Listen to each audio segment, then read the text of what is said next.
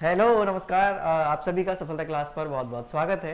KVS की vacancies आई हुई हैं और सबसे ज़्यादा जो चर्चा का विषय है दैट इज़ पीआरटी, प्राथमिक विद्यालय में या पीआरटी के लिए जो टीचिंग वैकेंसीज जो कि बहुत दिनों से इंतजार था जिस चीज़ का, वो वैकेंसीज 2018 के बाद हमें 2022 में देखने को मिली है। तो केवीएस में इस बार क्या हुआ है कि सिलेबस बदला है, और सिलेबस बदला है तो बहुत सारी चीज़ें भी बदली हैं। सफलता क्लास पर आपको सारी क्लासेस धीरे धीरे मिल ही रही हैं, बाकी बीच बीच में इवेंट्स आपके लिए होते रहेंगे।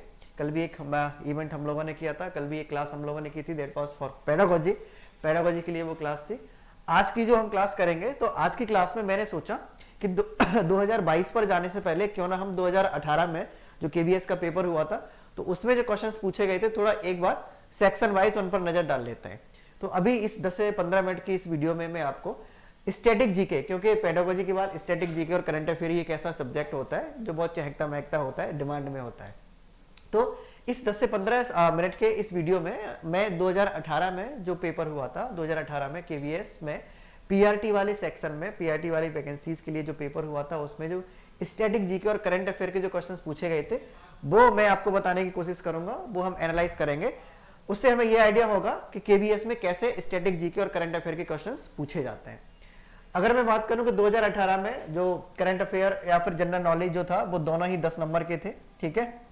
और इस बार भी दोनों ही current affair and static GK या जनरल नॉलेज दोनों ही 10 नंबर के आने वाले हैं। इस बार भी बराबर ही है, इस बार इसका जो वेटेज है वो बढ़ा नहीं है, उतना ही है, ठीक है।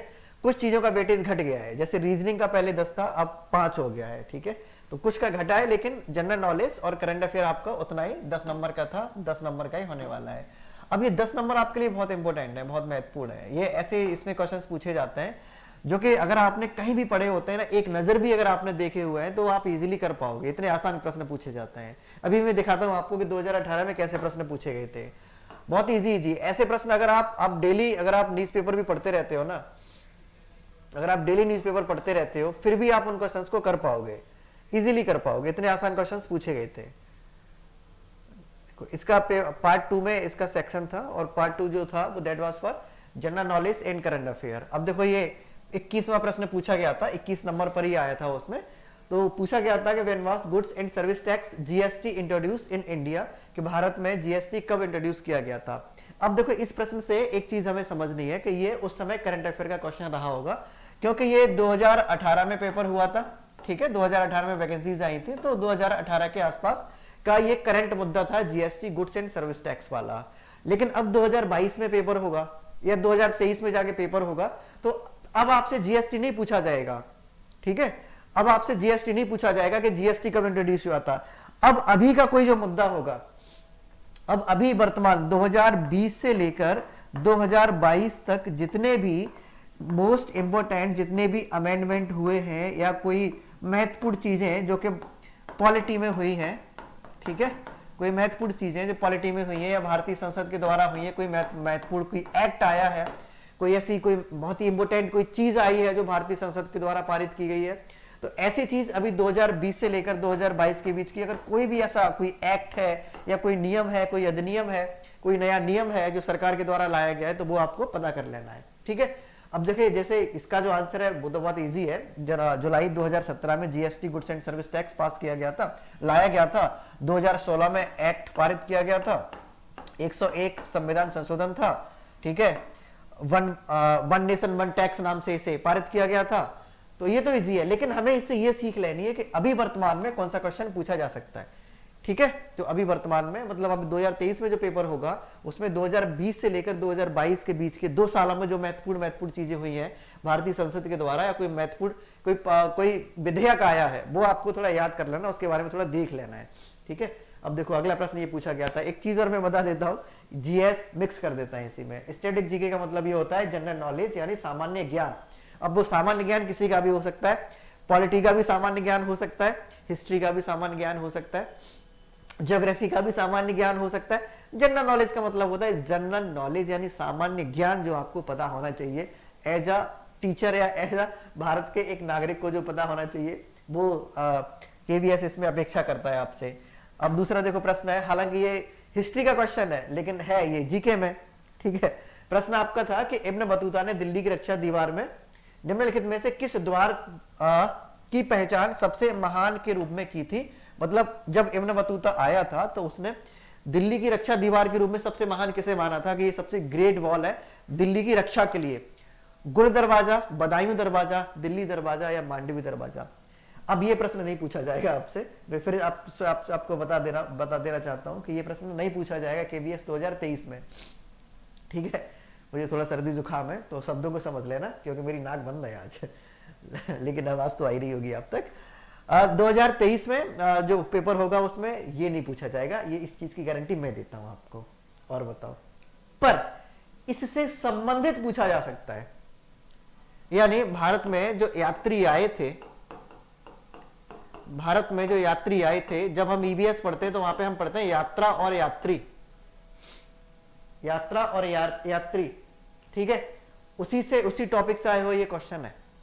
तो भारत में जितने भी, चाहे मुगल काल में यात्री आए हों, चाहे मिडिवल इंडिया में आए हों, चाहे उससे पहले प्राचीन भारत में जितने भी यात्री बाहर से जो आए थे, उन सब के बारे में आपको पता होना चाहिए। चीन से फायान कब आया था, कौन था, किस लिए आया था, उसने कौन सी किताब लिखी थी, इब्न बतूता कब आया था, किसके शासन काल में आया था, कौन सी किताब की इसने रचना की थी, तो ये चीजें आपको पता होनी चाहिए, ठीक है? इसका जो आंसर है दैट इज बदायूं दरवाजा। और ये अगर मैं इब्न बतूता की बात करूं, ये मोरक्को का स्कॉलर था, विद्वान था, ट्रैवलर था, मतलब यात्री बन के भारत आया था। मोहम्मद बिन तुगलक के समय आया था, मोहम्मद बिन तुगलक यानी तुगलक मतलब दिल्ली सल्तनत में आया था, ठीक है? मोहम्मद बिन तुगलक के समय आया था, मोरक्को का था।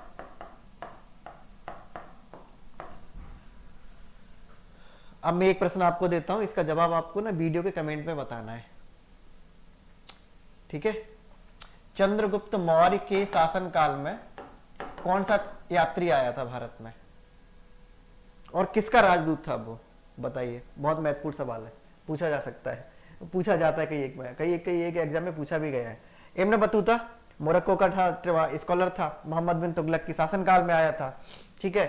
इसने दिल्ली के सबसे मजबूत रक्षा दीवार के रूप में बदायूं दरवाजा को माना था। इसका दूसरा आंसर सही है। नेक्स्ट, अगला क्वेश्चन पूछा गया था कि कौन सा भारत का पहला राज्य है जिसने पूरे राज्य में सभी घरों के लिए छत वर्षा जल संचयन संरचना को अनिवार्य कर दिया है? ये एक तरह से इकोलॉजी का क्वेश्चन है या फिर EVS का मान सकते हैं हम, पर एनवायरमेंट से संबंधित क्वेश्चन है हमारा, ये पर्यावरण से संबंधित प्रश्न है। अब 2023 में नहीं पूछा जाएगा, 2018 में पूछा गया था, इसका मतलब ये थोड़ा ना कि 2023 में पूछा जाएगा, पर हो सकता है आपसे ये पूछा जाए कि भारत का कौन सा राज्य है या भारत का कौन सा पहला राज्य है जिसने हर घर जल योजना को पूरी तरह से प्राप्त कर लिया है, उसका जो अचीवमेंट है, यानी हर घर तक जल को पहुंचा दिया है, जो कि अभी कुछ दिन पहले भारत के प्रधानमंत्री जी के द्वारा वहां पर उस राज्य को मतलब इस चीज से नवाजा भी गया था। प्रधानमंत्री जी का एक इवेंट भी हुआ था वहां पे। ऐसे प्रश्न आपको देख लेने हैं थोड़े। इसका जो आंसर है दैट इज तमिलनाडु इसका आंसर था, ठीक है? नेक्स्ट, चिपको आंदोलन निम्नलिखित में से किस राज्य से संबंधित है? Sundarlal Bahuguna, EPTET, CTET, KVS तो क्या तैयारी कर ही रहे हो। अगर आप KVS की तैयारी कर रहे हो, CTET आपने पढ़ा हुआ है, EPTET पढ़ा है, और अगर आपको चिपको आंदोलन के बारे में नहीं पता, जो कि 1773 में स्टार्ट हुआ था, उत्तराखंड से स्टार्ट हुआ था, ठीक है? सुंदरलाल बहुगुणा इसके नायक माने जाते हैं। सुंदरलाल बहुगुणा नायक माने जाते हैं। चिपको आंदोलन किससे संबंधित है? पर्यावरण से संबंधित है, EVS से संबंधित है, पर है GK में, ठीक है? तो इसका जो आंसर है वो उत्तराखंड है। हो सकता है आपसे पूछा जाए कि 5 जून को जो विश्व पर्यावरण दिवस मनाया जाता है, संकल्पना इसकी कहां से आई थी, कब शुरू हुआ था 5 जून को पर्यावरण दिवस मनाना? 1972 स्टॉकहोम सम्मेलन, स्वीडन, सभी देशों को बुलाया था UN ने, कहा था कि भाई पर्यावरण को बचाने का प्रयास करो। सभी देशों ने कहा था हाँ ठीक है करते हैं। बोले एक दिन डिसाइड करते हैं, लोगों को जागरूक करने के लिए एक दिन निश्चित कर देते हैं पर्यावरण के प्रति, कर दो, एक दिन निश्चित कर दिया। क्या? 5 जून विश्व पर्यावरण दिवस मनाया जाता है। 5 जून को हर साल एक नई थीम के साथ मनाया जाता है। 2022 में क्या थीम रही है विश्व पर्यावरण दिवस की? ओनली वन अर्थ, केवल पृथ्वी एकमात्र ऐसा ग्रह है जहां हम अपना जीवन यापन कर सकते हैं। थीम्स सभी पता होनी चाहिए, जितने भी डेज होते हैं ना, दिन होते हैं ना, सबकी थीम्स पता होनी चाहिए। वाटर, विश्व जल दिवस की थीम 2022 में क्या रही है? 2023 मार्च 2023 तक तो खैर पूरी संभावनाएं पेपर हो जाएगा, और नहीं भी हो पाएगा तो 2023 की थीम तो नहीं पूछी जाएगी, क्योंकि तब तक तो पेपर हो सकता है कि आपका क्वेश्चन वस्तन तैयार हो चुके हों, बन चुके होंगे तब तक तो। लेकिन फिर भी 2022 की थीम से आपको पता होनी चाहिए, जितने भी दिवस हैं उन सबकी। चिपको आंदोलन उत्तराखंड से संबंधित है। कब शुरू हुआ था? 1973। मुझे क्षमा करें, आज सर्दी जुकाम है मुझे बहुत तेज, लेकिन फिर भी क्योंकि पेपर बहुत नजदीक है ना, इसीलिए वीडियो आपको देनी थी। 1973 में शुरू हुआ था, ठीक है, 73 बोल गया ना, 1973 में शुरू हुआ था। नेक्स्ट, अगला, बांग्लादेश के ग्रामीण बैंक के संस्थापक कौन है? अब ये लगता है कि ये एक स्टैटिक जीके का क्वेश्चन है, लेकिन आपको लगता है कि स्टैटिक जीके है, लेकिन 2017 में या फिर 2018 में जो वैकेंसी आई थी उसमें ये करंट का रहा था पेपर क्वेश्चन, ये वाला, ये क्वेश्चन उस समय करंट का रहा था, क्योंकि उसी समय जो मोहम्मद यूनिस थे, जो कि बांग्लादेश के ग्रामीण बैंक के संस्थापक थे, इन्हें नोबेल पुरस्कार मिला था। और भाई जिसे नोबेल पुरस्कार मिलेगा वो तो करंट का मुद्दा रहेगा ही रहेगा ना। अब इस प्रश्न से हमें क्या सीख मिलती है? 2020 से लेकर 2022 के बीच जितने भी नोबेल पुरस्कार अचीवर्स है, जिन्हें नोबेल पुरस्कार मिला है, उन सबके बारे में पता होना चाहिए आपको, किसे किसे नोबेल पुरस्कार मिला है 2022 में, 21 में, 20 में। ठीक है, इसका आंसर ए है, 25 का ए। नेक्स्ट, ज्ञानपीठ पुरस्कार 2017 2017 से किसे सम्मानित किया गया है?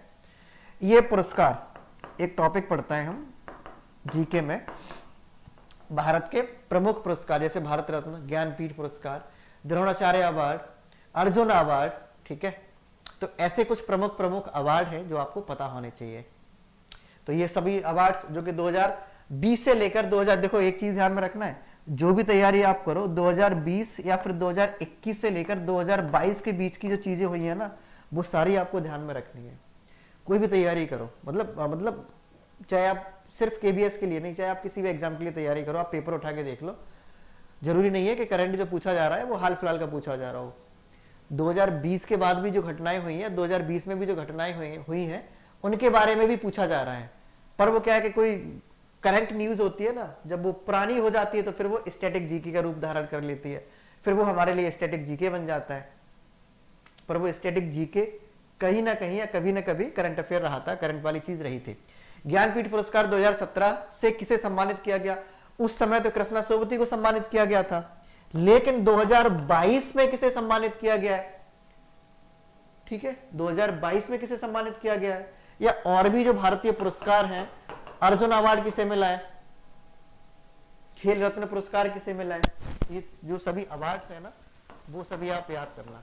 ठीक है, इस क्लास में 10 से 15 मिनट की वीडियो में तो बस हम ये समझने की कोशिश कर रहे हैं कि कैसे प्रश्न पूछे गए थे और कैसे प्रश्न पूछे जाते हैं। ठीक है, निम्नलिखित में से कौन सी नदी चीन, भारत और बांग्लादेश तीनों में है? चीन में भी है, भारत में भी है, बांग्लादेश में है, एक ही नदी है, दैट इज ब्रह्मपुत्र। चीन में भी है, चीन मतलब तिब्बत से निकलती है, तिब्बत से इसका उद्गम स्थल है ना। तिब्बत के बाद फिर कहां आती है? अरुणाचल प्रदेश में आती, मतलब भारत में आती है। और तिब्बत में इसका नाम क्या है? सांगपो।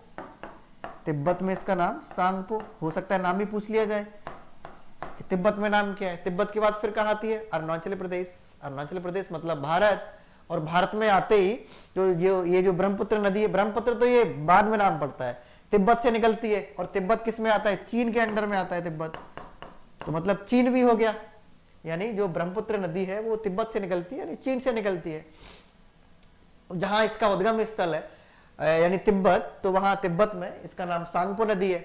ठीक है, वही जब ये भारत में प्रवेश करती है यानी अरुणाचल प्रदेश में प्रवेश करती है, तो अरुणाचल प्रदेश में इसका नाम है दिहांग नदी, दिहांग नदी। ठीक है, इसके बाद फिर ये असम में प्रवेश करती है, और असम में प्रवेश करते ही इसका नाम हो जाता है ब्रह्मपुत्र। असम में ब्रह्मपुत्र नाम है इसका। और असम के बाद फिर ये प्रवेश करती है बांग्लादेश में, और बांग्लादेश में प्रवेश करते ही इसका नाम हो जाता है जमुना। बांग्लादेश में इसका नाम जमुना।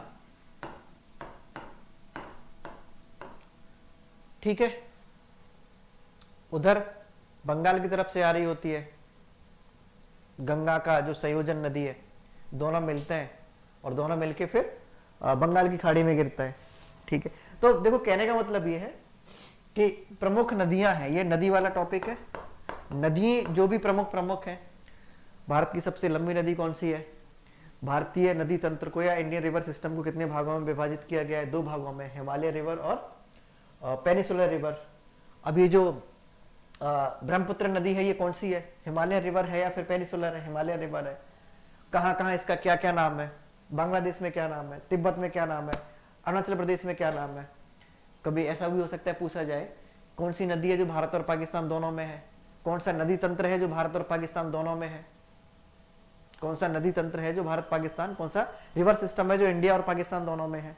ठीक है, इसका जो आंसर है दैट इज चौथा, ब्रह्मपुत्र नदी। नेक्स्ट, निम्नलिखित में से कौन सा अवक्षेपण का रूप नहीं है। अवक्षेपण का मतलब होता है प्रेसिपिटेशन। कौन है जो प्रेसिपिटेशन का रूप नहीं है। होता क्या है प्रेसिपिटेशन, ऊपर इकट्ठा हो जाता है पानी, बादल का रूप धारण कर लेता है। जब बहुत ज्यादा हैवी हो जाता है, वजन बहुत ज्यादा हो जाता है, फिर नीचे गिरने लगता है, उसे बोलते हैं प्रेसिपिटेशन। उसके कई फॉर्म हो सकते हैं, ओले बन के भी गिर सकता है वो, पाला बन के भी गिर सकता है वो, बारिश भी गिर सकती है, बारिश बन के तो गिरता ही गिरता है प्रेसिपिटेशन। अब कौन सा है जो प्रेसिपिटेशन का रूप नहीं है, फॉर्म नहीं है। Slit, hello, absolute humidity. Humidity का मतलब होता है आर्द्रता। आर्द्रता कब होती है, आर्द्रता होती है जब तापमान होता है और नमी होती है, पानी होता है। जैसे जमीन पर कहीं पानी भरा हो, मौसम में गर्मी हो, वहां होगी फिर ह्यूमिडिटी। कभी कभी हम कमरे में बैठे होते हैं ना, बारिश के मौसम में गर्मी होती है, बाहर बारिश भी होती है, कहते हैं इसमें बहुत ह्यूमिडिटी हो रही है, आर्द्रता, वही तो आर्द्रता है। ठीक है, तो कौन सा नहीं है इसका, तीसरा वाला आंसर सही है, एब्सोल्यूट ह्यूमिडिटी 28 का। नेक्स्ट अगला, दीपा कर्माकर ने 8 जुलाई 2018 को, करंट अफेयर का क्वेश्चन है, लेकिन 2022 या फिर 2023 में जो पेपर होगा उसमें करंट अफेयर इस टॉपिक से क्या पूछा जा सकता है, कॉमनवेल्थ गेम।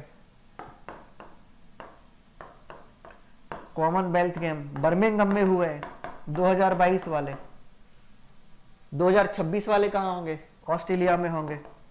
कॉमनवेल्थ गेम में किसे किसे कौन कौन भारत की तरफ से गोल्ड मेडल लेकर आया है, टोटल कितने मेडल आए हैं। या 2020 वाला जो ओलंपिक गेम हुआ था, जो कि 2021 में हुआ था, कहां हुआ था और भारत ने कितने गोल्ड मेडल जीते, एक ही जीता था, लेकिन टोटल कितने जीते, टोटल 7 जीते थे। कितने सिल्वर थे, कितने ब्रॉन्ज थे, कितने गोल्ड थे, ये सारी बातें आपको पता होनी चाहिए। गोल्ड किसने जीता था 2022 में जो कॉमनवेल्थ गेम हुए हैं बर्मिंघम में, यूके में, उसमें गोल्ड कितने खिलाड़ियों ने जीता और कौन कौन से खिलाड़ी हैं जिन्होंने गोल्ड जीता है। कहने का मतलब ये है कि खेल या स्पोर्ट से संबंधित एक क्वेश्चन पूछा जाएगा, स्पोर्ट से संबंधित एक क्वेश्चन हो गया आपका। ठीक है, ये नजर रखनी है आपको, यानी स्पोर्ट वाले करंट अफेयर पर नजर रखनी है, खेल जगत की करंट अफेयर पर आपको नजर रखनी है कि कौन भाई गोल्ड लेकर आ रहा है, कौन, अरे वो स्मगलिंग करके नहीं, गोल्ड, कौन गोल्ड का मतलब कौन गोल्ड मेडल लेकर आ रहा है। ठीक है, कौन गोल्ड लेकर आ रहा है, कौन सिल्वर लेकर आया है, किस गेम में लेकर आया है। बर्मिंघम में जो कॉमनवेल्थ गेम हुआ है उसमें किसने गोल्ड जीता है, किसने सिल्वर जीता है, किसने ब्रॉन्ज जीता है, ये पता होना चाहिए आपको।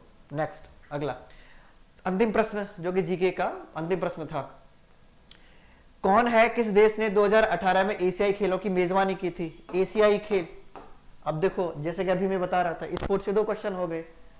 पूछा जाए कि 2022 में या फिर 2021 जो कॉमनवेल्थ गेम हुए थे उसकी मेजबानी किस देश ने की थी, यूके ने की थी। और हो सकता है ये पूछा जाए, इसलिए भी पूछा जा सकता है क्योंकि जो अभी कॉमनवेल्थ गेम हुए थे जिसकी मेजबानी यूके ने की थी, वो मेजबानी पहले दक्षिण अफ्रीका के पास थी, पर कोविड की वजह से उसने तैयारी नहीं कर पाई, तो वो फिर वापस ले लिए यूके ने, तो खुद अपने यहाँ पे कराए। ठीक है, पूछा हो सकता है ओलंपिक गेम 2021 वाला पूछा जाए, हो सकता है 2021 के बाद जो कि 2020 वाला था 2024 में कहां होंगे। ठीक है, हो सकता है यही पूछ लिया जाए कि एशियाई गेम 2022 वाले कहां होंगे, चीन में होंगे। मतलब कुछ भी पूछा जा सकता है, यानी एक क्वेश्चन या 2 क्वेश्चन आपके स्पोर्ट करंट अफेयर से आना ही आना है। इसका जो आंसर है वो इंडोनेशिया था। ठीक है, इसका तो आंसर इंडोनेशिया था, लेकिन आपको ना इसका अपडेटेड वर्जन आपको याद करना है, पढ़ना है। ठीक है, तो ये करंट अफेयर और स्टैटिक जीके के क्वेश्चन पूछे गए थे। अगली वीडियो में मैं दूसरे सेक्शन के साथ मुलाकात करूंगा आपसे, जैसे हिंदी या फिर इंग्लिश सब्जेक्टिव सब्जेक्ट वाला एक क्लास में ले लेंगे, एक वीडियो में ले लेंगे, बाकी फिर पेडागोजी वाले 2-3 वीडियोस में लेंगे, उसे अच्छे से एनालिसिस करेंगे उन सबका। ठीक है, अगली वीडियो का आप इंतजार कीजिए, और ये वीडियो अगर आपको पसंद आई हो तो इसे लाइक शेयर जरूर करें। आज थोड़ी मेरी तबीयत डाउन है, कल जल्दी मुलाकात करूंगा आपसे, हो सकता है कल लाइव में भी मुलाकात करूं मैं आपसे। ठीक है, तो मिलते हैं एक नई वीडियो में केवीएस के लिए अपडेटेड क्वेश्चंस के साथ। तब तक आप अपनी पढ़ाई जारी रखिए और इस वीडियो को लाइक शेयर जरूर करना। धन्यवाद।